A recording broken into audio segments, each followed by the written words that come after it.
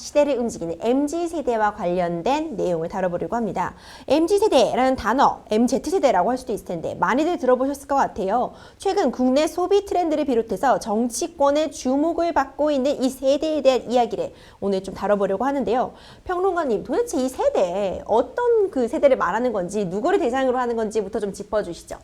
일단은 여러분들이 그 시대를 구분을 할 때 태어난 해가 네. 굉장히 중요합니다. 그렇죠. 그래서 밀레니얼 세대라고 우리가 흔히 얘기하는 세대들은 대개 밀레니얼, 그러니까 20세기에서 21세기로 그 넘어가는 그 과도기에 나타난 세대들을 밀레니얼 세대라고 얘기를 해요. 네. 그래서 대개는 1980년대 초반에 네. 태어나서 지금 대략 한 2004년까지 그 태어난 세대들, 뭐 그 정도를 갖다가 이제 밀레니얼 세대라고 그러는데, Z세대라고 하면 또 우리가 Z세대, Z세대 네. 이렇게 얘기하는데, 이 세대들은 95년도 이후에 태어난 세대들을 말해요. 그때도 태어났군요, 사람들이. 그렇죠.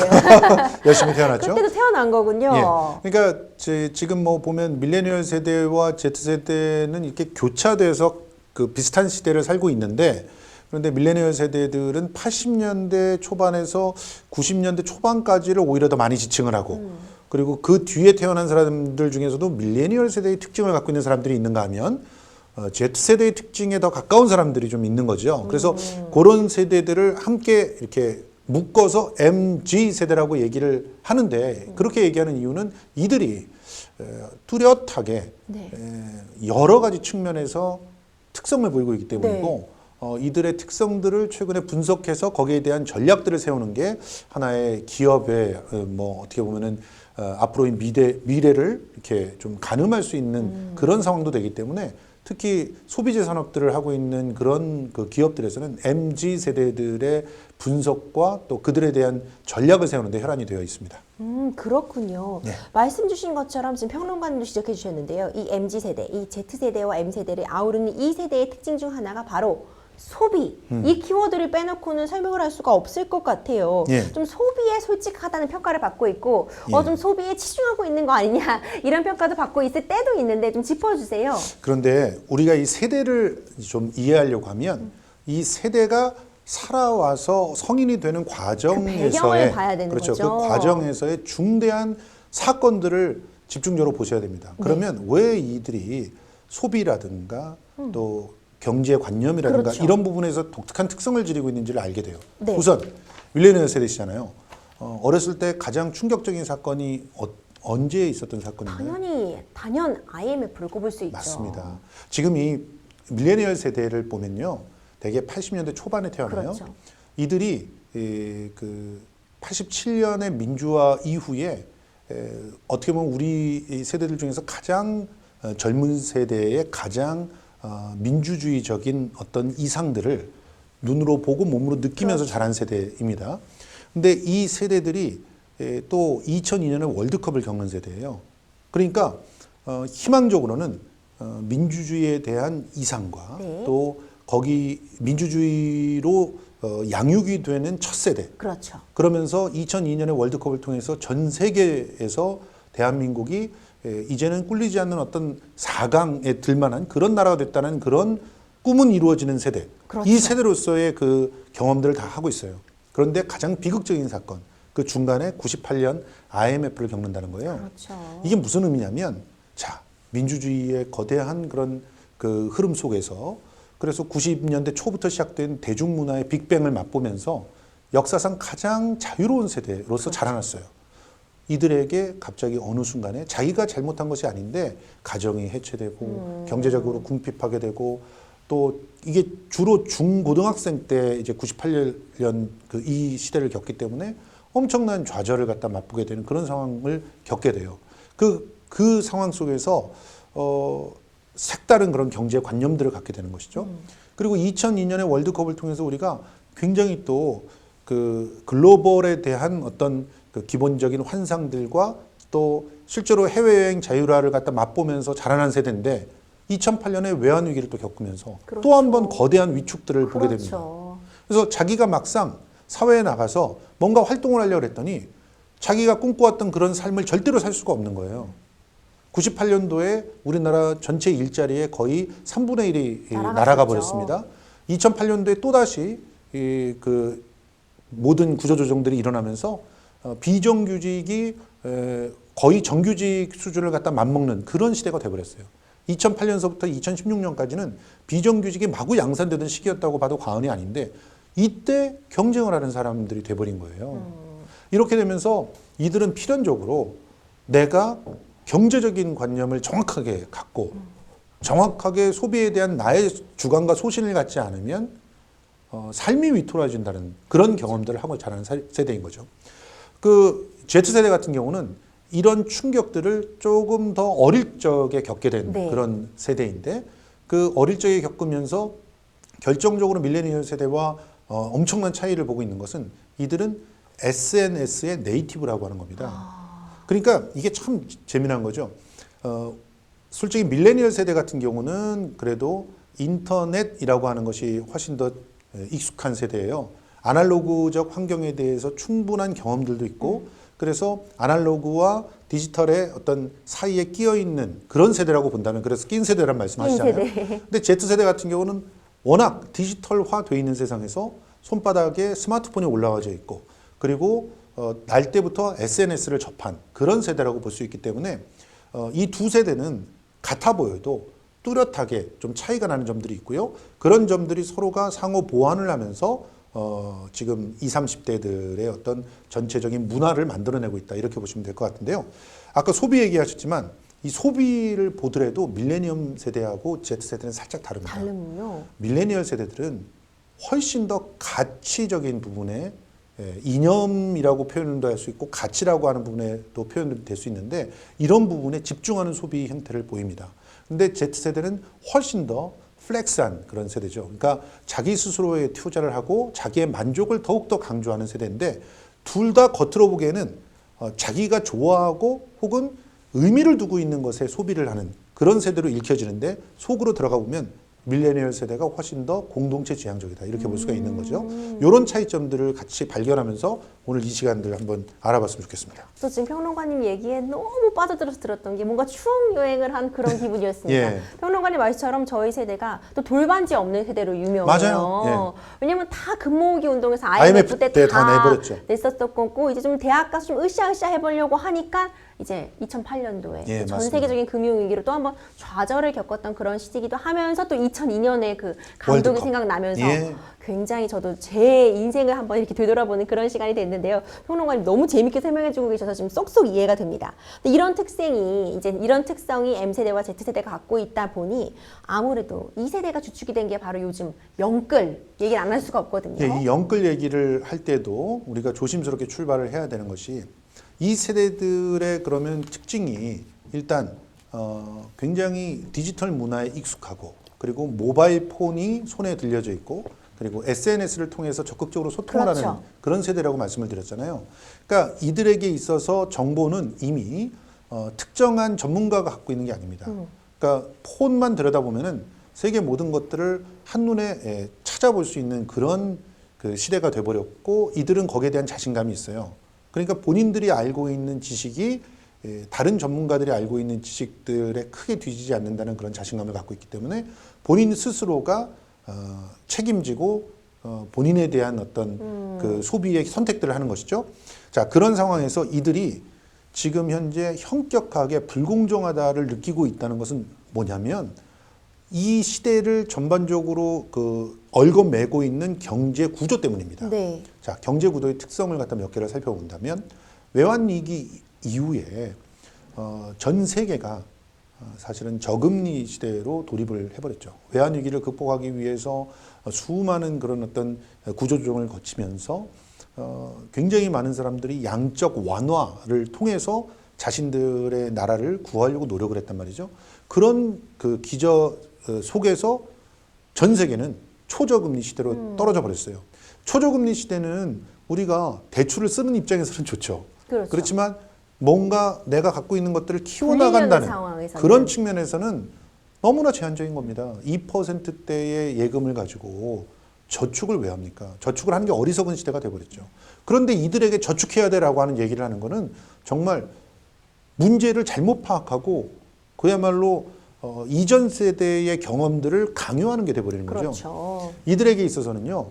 기회가 있을 때 잡을 수밖에 없어요. 이 초저금리 그 시대에는 정말 그 자기의 계급이나 계층들을 뛰어넘을 수 있는 그런 기회가 너무나 소중합니다. 잘 안 오기 때문이죠. 그렇죠. 이들은요, 또 학력을 통해서 계층을 뛰어넘는 게 불가능해져요. 왜냐하면은 이미 이 계층이 너무 공고하게 구분이 되어 있기도 하지만 우리나라 같은 경우 특히 모든 그 시대의 사람들이 지금 대학에 진학을 하는 그 퍼센테이지가 가장 높을 때는 80%까지 있었거든요. 그러니까 대학을 진학해서 뭔가 또 그 고시를 통해서 계층 간 이동을 한다 이런 게 불가능해진다는 상황을 맛보게 되는 거죠. 그런 상태에서 사회는 더욱더 돈에 의해서 좌우되는 그런 그 행태들을 보이고 있으니까 이들은 내가 계층을 올리는 방법은 돈을 한꺼번에 확실하게 벌 수 있는 방법밖에 없다라는 신념을 갖게 돼 있어요. 그래서 이들은 기회가 있으면 자기가 갖고 있는 모든 걸 투자해서 계층을 상승시키려고 하는 정당한 자신의 주장들을 하게 되는 겁니다. 그게 부동산일 때도 있고, 그게 비트코인일 때도 있는 것이고, 또 그게 주식일 때도 있는 것이죠. 그래서 이런 영끌 형상에 대해서 우리가 비판을 하고 혹은 그들에 대해서 어떤 새로운 그 어떤 시도나 선택들을 갖다가 제시해 줄 때 이런 그들의 심리 그리고 그들이 처해져 있는 경제적인 상황을 그렇죠. 무시하고 얘기를 하면 안 된다는 얘기죠. 맞습니다. 굉장히 좋은 얘기 해주신 것 같아요. 평론가님이 지적해 주신 것처럼 뭐 주식, 부동산 이런 데 연끌하는 그런 풍조뿐만 아니라 뭐 커피 한 잔 값 내지 뭐 하루 용돈 값을 가지고 소액 투자를 하는 그런 경우도 좀 많아졌잖아요. 네, 이것도 굉장히 재미난 그런 현상인데요. 사실 이 MZ 세대에게 펀딩이다라는 이런 얘기죠. 네. 펀딩이라는 얘기는 굉장히 익숙한 하나의 자기 실현 방법입니다. 사회에 참여하는 방법 중에서 투표만큼 중요한 방법 굉장히 익숙하고 또 자신들이 자기를 잘 드러낼 수 있는 방법이 이 펀딩이에요. 왜냐하면 지금 현재 여러분들 폰만 뒤져보면은 수많은 형태의 펀딩을 할 수 있는 기회들이 있습니다. 그렇죠. 크라우드 펀딩 같은 경우는 뭐 기본이고요. 다양한 펀딩의 기회들이 존재해요. 그만큼 익숙해진 문화라는 거죠. 근데 이 문화에 더더욱 익숙해질 수 있었던 것은 특히나 그 개개인들의 참여라고 하는 그런 가능성들이 많은 디지털 기술들의 개발로 너무너무 쉬워졌기 때문에 내가 소액으로 원하는 곳에 투자할 수 있는 그 기회가 굉장히 많아졌어요. 몰라서 안 할 뿐이지 뭐 그냥 익숙하지 않거나 이래서 안 하는 게 아니라는 거죠. 그러다 보니까 1,000원, 2,000원을 가지고 소소하게 투자를 해서 그래서 자기의 어떤 기회들을 찾아보려고 하는 그런 노력들도 상당히 다양하게 많아졌고요. 이런 것들은 또 어떤 면에서는 디지털 기술들의 발달로 이들이 익숙한 디지털 기술을 활용하는 그런 사례로서는 굉장히 긍정적인 사례라고 볼 수가 있는 것이죠. 평론가님, 네. 정말 재미있는 얘기 많이 나누고 있는데 아까 말씀 주신 것처럼 결국 이들이 어떤 지금 있어서 경제활동의 핵심이 되기도 하거니와 소비의 핵심이 되다 보니 이 세대를 붙잡기 위해 기업들이 뭐 마케팅 열풍도 불고 있다 이런 설명해 주셨잖아요. 자, 이 세대들이 갖고 있는 특징들을 잘 이렇게 조합을 해보면 그러면 몇 가지 정말 공통점들이 있는 거죠. 우선 첫 번째 아까도 말씀드렸지만 경제관념 굉장히 투철하다. 밝고 네. 그리고 자기가 좋아하는 분야나 자기가 필요하다고 생각하는 곳에는 아낌없이 투자를 합니다. 그렇죠. 그리고 이들은 굉장히 그 실용적인 어떤 선택들을 해요. 물론 밀레니얼 세대들은 상당히 이 공동체를 위해서 투자도 하지만 이들이 공동체를 위해서 투자하는 경우는 나한테 보탬이 되는 그런 거거든요. 나한테 보탬이 되지 않는 공동체에 막연한 투자 이런 건 절대 하지 않습니다. 가령 이 밀레니얼 세대가 기후 위기 같은 거에 굉장히 민감하거든요. 이런 거에 왜 투자하겠어요? 눈앞에 대기 오염이 심각하다는 것을 마스크를 아침마다 갈아 쓰면서 확인을 하잖아요. 그렇죠. 그렇기 때문에 기후 위기는 내 문제다라고 생각을 하고 있어요. 이제 이런 식으로 그 가치적인 어떤 소비를 하는 것 같지만 그것도 굉장히 실용적으로 소비를 한다. 이런 측면들이 있기 때문에 MZ 세대들의 그 소비의 특징 중에서 가장 586 세대들이나 이런 꼰대 세대들이 이해를 못하는 것 중에 하나가 편의점을 너무너무 좋아하거든요. 그렇죠. 편의점 중요하죠. 예, 편의점은 거의 삶 속의 일부예요. 편세권이라 그러잖아요. 예, 그래서 편세권을 따져서 그 이사를 갑니다. 그렇죠. 어른들이 보기엔 이해가 안 되는 거예요. 거기를 가면은 더 비싼데. 그렇죠. 싼 것들은 미끼 상품이고 실제로는 더 돈이 많이 나가거든요. 그리고 또 이제 백화점을 갖다 386 세대들은 좋아하잖아요. 네. 진짜 제대로 된 물건들은 백화점에 다 있다고 생각을 하죠. 백화점이 믿을만하다. 믿을만하다. 신선하다 이런 예, 말도 그렇습니다. 하시죠. 그렇게 얘기를 해요. 그래서 백화점과 편의점 그리고 그 중간에 끼어 있는 공간으로서 마트. 이런 어떤 흐름들이 있는데 마트나 백화점보다 편의점을 더 좋아하는 이들의 이유가 있습니다. 그것은 문만 열면 24시간 언제든 거긴 열려 있거든요. 이거보다 더 실용적인 게 어디 있어요? 그렇죠. 생각해 보세요. 이들은 차를 타고 움직여서 마트나 백화점에 가는 것이 더 시간도 많이 잡아먹고 그 마트에서 줄 서는 것만 해도 얼마나 기회비용이 날아갑니까? 이들에겐 시간이 정말 돈이거든요. 그리고 또 거기서 싸게 사봤자 대량으로 넣어놓고 보관할 데가 없어요. 우리는 원룸인데. 그렇기 때문에 편의점에서 작게 이렇게 자기가 필요한 만큼만 딱 사는 거예요. 오늘 먹을 것만 딱. 그렇죠. 그게 훨씬 더 현명한 소비라는 거고요. 이런 부분들을 편의점들이 정말 제대로 공략을 했습니다. 그래서 이들은 이미 한 7, 8년 전서부터 1인 가구에 딱 맞는 그런 상품들과 맞아요. 또 MZ세대들이 같이 소비를 한다는 측면에서 남들은 가지지 못하지만 똑같은 1,000원짜리야. 요런 상품들. 그렇죠. 요런 상품들 한정판 마케팅이라고 하는데 요런 마케팅들 많이 했었어요. 이러면 나는 내 앞에 있는 편의점에서만 팔고 있는 한정판 1,000원 상품으로 남들과 다른 삶을 잠깐 동안이라도 맛볼 수 있다는 거죠. 이런 식의 자신을 스스로 존중하면서 플렉스하는 그러면서 작은 걸로 행복을 느끼는 이런 MZ세대들의 특징들을 제대로 잡은 마케팅 전략들은 지금 3대 편의점 기업들이 오히려 3대 백화점 기업보다 매출이 더 많이 나오게끔 만드는 그런 대이변을 만들어내기도 했습니다. 맞습니다. 사실 요즘 편의점 도시락 같은 거 보면 너무너무 잘 나와서 그럼요. 정말 한 끼 식사로 손색이 없게 나오고 사실 안 파는 게 없더군요. 예, 웬만한 구내 식당보다 더 나을 때도 있습니다. 계란말이 같은 것도 다 팔더라고요. 그렇습니다. 예. 평론가님과 지금 이 MZ세대에 대한 얘기 나눠보고 있는데요.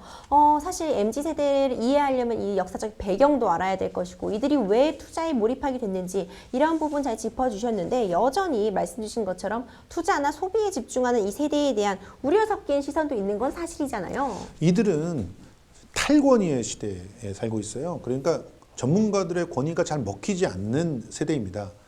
그런데 사실 전문가들은 그냥 말만 전문가인 사람들도 있겠지만 대부분은 그래도 자기 분야에서 꽤 오랜 시간 동안 시간과 정력을 투자를 해서 거기에 집중되어 있는 그런 정보들을 갖고 있는 사람이거든요. 이런 정보들을 쉽게 무시하는 경우가 있어요. 그러다 보면 어떻게 보면은 벼락거지가 실제 거지가 되는. 벼락거지 정도만 되면요. 그래도 남들이 막 이렇게 돈을 갖다 벌어서 상대적으로 소외감을 느끼는 가만히 거지만 있는 내가 가난해져 보인다 이런 뜻이죠. 그렇죠. 실제 거지가 되는 순간이 벌어지면은 회복이 안 되는 그렇죠. 그런 좌절에 빠지게 되거든요. 그러니까 그렇게 됐을 때 자기가 갖고 있는 자신감이나 자존감이 갑자기 무너지면서 쉽게 세상을 놓아버리는 그런 상황들도 벌어집니다. 그래서 이들이 굉장히 충동적인 어떤 그 비극적 선택을 하는 경우들도 많은 것인데, 그러니까 이들이 갖고 있는 절망감을 조금 더 가까이에서 좀 눈여겨보면서 그 절망감들을 긍정으로 바꿔줄 수 있는 그런 다양한 고민들을 해야 되는데 그러지 않고 이 우려되는 부분들만 얘기를 하고 내가 정보를 많이 갖고 있으니까 이 정보를 네가 알았으면 좋겠어 라는 식으로 가르치려고만 들기 때문에 더더욱 여기서 그 기성세대들과의 거리를 두려고 하는 모습들이 강화되게 되고 그러면서 세대 간의 단절이 이루어지고 그리고 더더욱 자기들 주변끼리의 그런 어떤 인터넷 안에서 누구나 발견할 수 있는 정보 수준에서 모든 삶을 갖다가 결정하는 경우들이 생겨나게 되는 거죠. 이런 부분들을 바꿔줄 수 있는 특단의 대책이나 시스템들이 절실하게 필요한 상황입니다.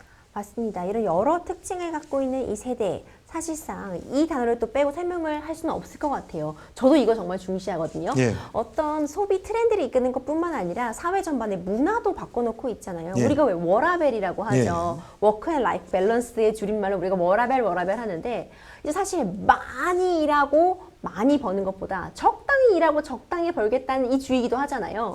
이런 생각들도 어렸을 때부터 이 다양하게 접근, 여러 가지 사건들 속에서 출발하는 것인데 실제로 이 밀레니얼 세대와 Z 세대는 가족이 해체되는 것을 온몸으로 견디면서 자란 세대입니다. 네. 그러니까 아직까지도 따뜻하고 행복한 가족 공동체를 갖고 있는 사람들은 이 세대에서는 굉장히 축복인 귀하죠. 거죠. 축복이에요, 진짜. 대부분의 경우는 가족이 해체가 됐어요. 어떻게 해체가 됐냐면요. 실제로 이 부모들이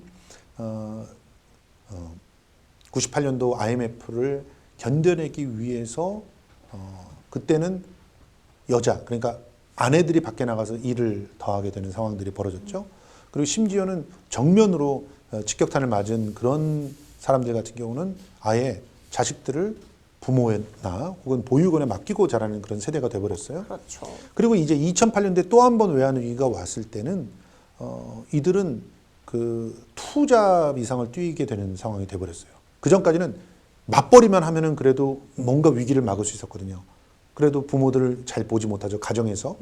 이제는 투잡을 뛰지 않으면 안 되는 아이고. 세대가 됐어요. 이렇게 되면은 정말 가족이라고 하는 것이 의미가 없는 상황이 돼버립니다. 거기서 똑같이 사회가 이 그 가정들을 갖다가 좀 떠받쳐주는 그런 인식들이 솔직히 말해서 2015년, 16년 이후에 본격화되기 시작한 거거든요.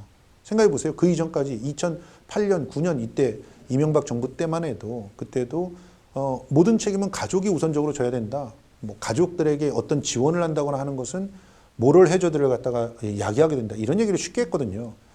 그런데 그런 그 환경에서 컸기 때문에 이들은요, 무엇보다도 내 행복, 내가 꾸린 가족의 행복, 이게 최우선이에요. 가장 중심은 접니다. 그래서 내가 행복하지 않으면 결혼도 안 하는 거죠. 연애도 안 해요. 연애를 해서 내가 끌려다니고 걔 때문에 마음이 상하고 이거 못하라 해? 시간 낭비다 이런 시간 얘기를 낭비, 예, 이런 그런 얘기를 감성이 합니다. 없는 실제로 그렇게 네. 해서 연애도 하지 않아요.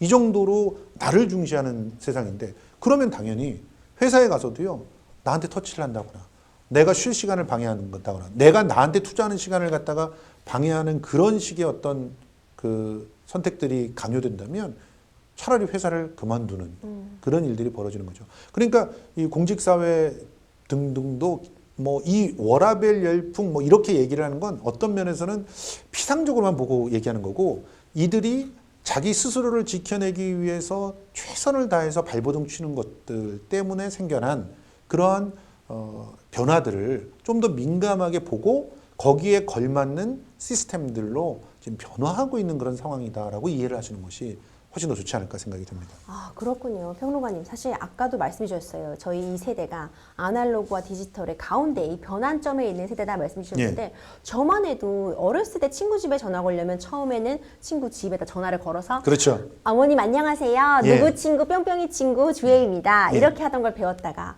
삐삐를 생겼어요. 그렇죠. 공유로 삐삐를 예. 쓰다가 어느 순간 제가 이제 휴대폰, 폴더폰을 엄마한테 사달라고 조르다가 뭐 당연히 나중에 카톡으로 연락을 하게 된 그런 세대잖아요. 그렇죠. 그러다 보니 이 독특한 아날로그와 디지털 감성을 다 갖고 있어서 어떤 문화 콘텐츠 측면에서도 이 세대가 갖고 있는 독특한 특성이 있잖아요. 사실은 이게 밀레니얼 세대에 더 걸맞는 특징이에요. 그런 특징은. 그래서 밀레니얼 세대들이 특히나 대중문화 영역에서 굉장히 혁혁한 그런 공을 네. 세우고 있어요.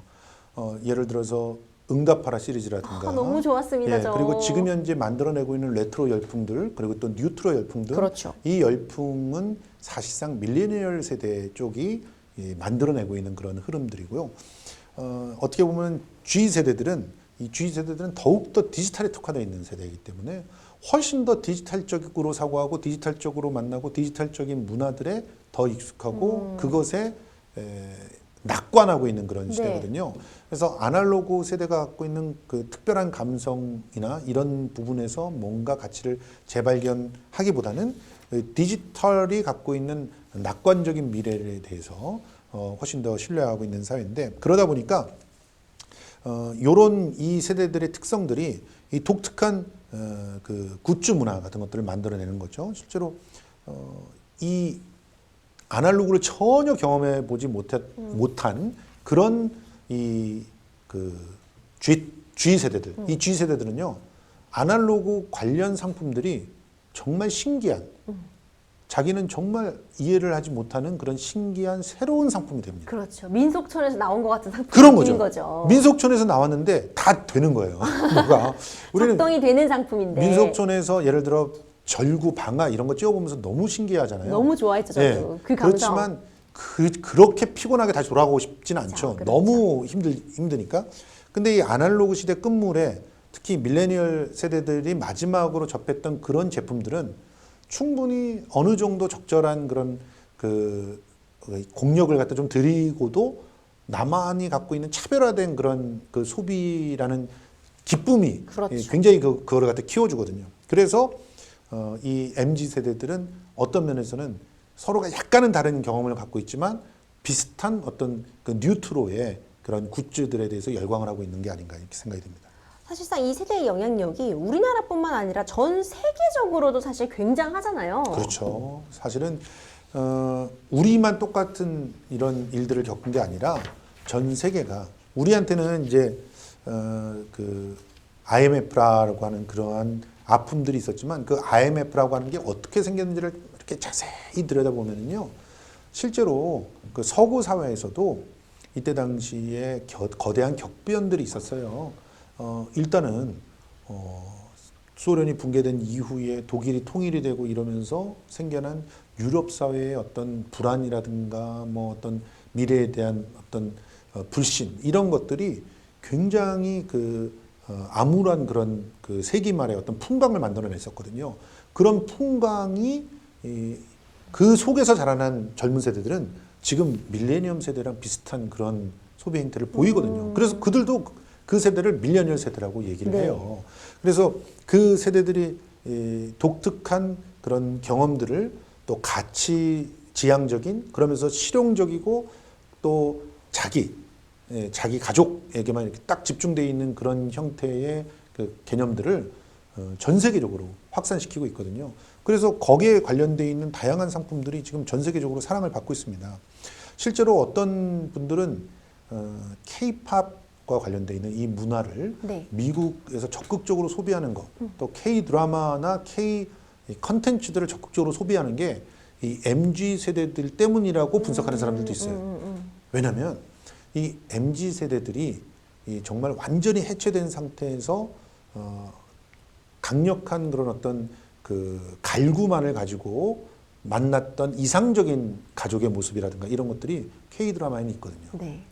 지금 미나리 같은 경우만 해도 보세요. 그렇죠. 미나리에서 특히 미국인들이 가장 충격받았던 장면이 어떤 장면인 줄 아십니까? 어떤 장면이죠?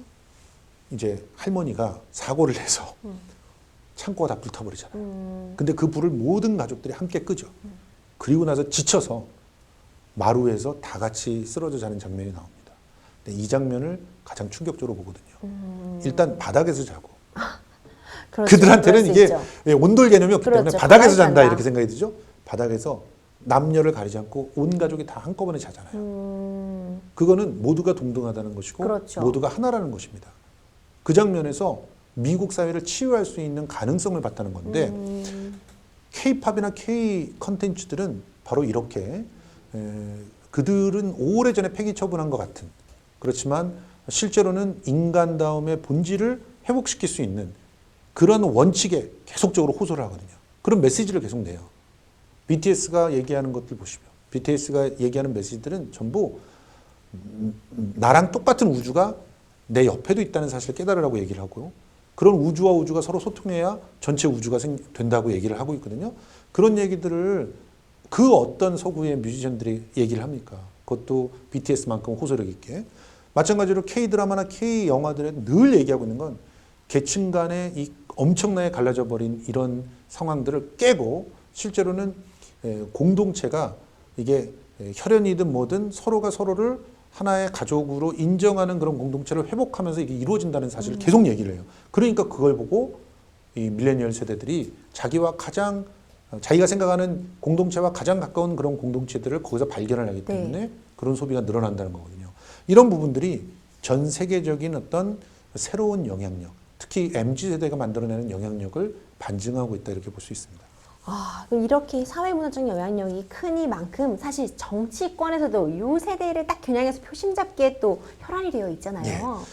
당연히 해야 되는 일인데 오히려 저는 이게 약간 우려스러운 부분도 네, 있어요. 네. MZ 세대들이 이 생각하고 관심 갖고 요구하고 있는 거 이런 것들 적극적으로 알고 소통하고 그리고 그것을 정책으로 만들려고 노력을 해야 되잖아요. 그런데 남자와 여자를 갈라치게 하고 하는 대로 써먹는 그런 모습들이 너무 그런 건 많이 안 보여요. 되죠. 그렇습니다. 지금 현재 밀레니얼 세대들이 자기가 생각하는 가치에 올인하는 경향들이 있다고 생각한다 그랬잖아요. 그런 중에서 페미니즘 같은 경우를 내가 생각하는 가치야라고 생각하는 분들은 거기에 올인하다시피 굉장히 호전적이고 또 굉장히 적극적으로 그런 그 이념들을 영향력을 통해서 퍼뜨리려고 노력을 하고 있어요. 근데 거기에 대해서 또 반대적인 생각을 하고 있는 사람은 또 그렇게 생각을 하고 있죠. 그러면 그런 호전적인 영향력들을 자꾸 키우려고 하고 있어요. 그런 사이에서 현명한 중재를 해야 되는데 나는 이쪽을 편들 거야. 그래서 그 표에 따라서 저쪽을 배제시킨다거나 또 반대로 다른 선택을 한다거나 이러면서 오히려 이들 사이에서의 어떤 갈등이나 반목을 심는데 혈안이 되어 있는 게 아닌가 하는 생각이 드는데 진짜 중요한 거는요. 이들과 같은 눈높이에서 이들의 아픔을 공감해야 된다는 거고요.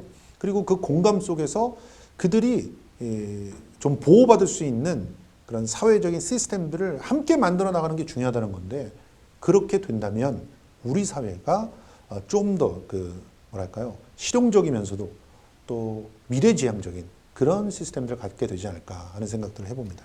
평론가님 마지막으로 이 MZ 세대에 대해서 네. 이 시대의 사람들이 지금 사회를 바꿔나가고 있는 건 사실상 부인할 수 없는 현상이잖아요. 뭐 당부의 한 말씀이라든지 뭐 조언 한 말씀이라든지 어떻게 하면 좋겠다 좀 응원 한 말씀 해주시죠.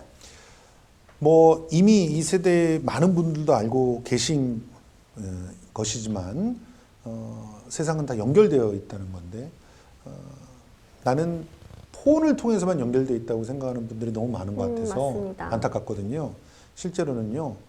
가장 가까이에서 우리와 함께 눈을 맞추고 이야기를 할 수 있는 사람들서부터 소통을 시작해 본다면 보다 다른 그런 그 경험들을 할 수 있을 거라고 생각해요. 실제로 이 MZ 세대들은요. 사람들 만나는 것에 그렇게 두려워하지는 않아요. 다만추 뭐 이런 말이 있어요. 다 모든 사람을 다 만나는 것을 갖다가 추진을 한다, 좋아한다 이런 얘기인데 그런데 그거를 폰이나 SNS 공간에서만 하려고 그렇죠. 하는 그런 특성들이 있어요. 실제로 이 코로나 때문에 더더욱 사람이 대면을 해서 만나는 것들이 두려워지고 불편해진 그런 상황이지만 그래도 우리가 소통을 하기 위해서 가까이에서 함께 고민하고 함께 경험하고 체온을 나누는 것만큼 소중한 건 없다라는 사실을 꼭 기억하셨으면 좋겠다는 말씀을 마무리로 드리려고 합니다. 맞습니다. 사이버 공간 밖에도 우리가 살아 숨쉬고 있잖아요. 네. 아무래도 우리 사회 혼자 살 수 없는 세상이니만큼 어떤 세대를 나누는 게 중요한 게 아니라 이 전 세대가 아울러서 행복하게 살 수 있는 그런 방안을 좀 연구해야 할 때다. 이런 말씀 마무리하면서 데일리 탑 이슈 여기까지입니다. 다음 시간에도 생생한 시사법률 이슈로 찾아오겠습니다. 여러분들은 지금 생생법률쇼 함께하고 계십니다.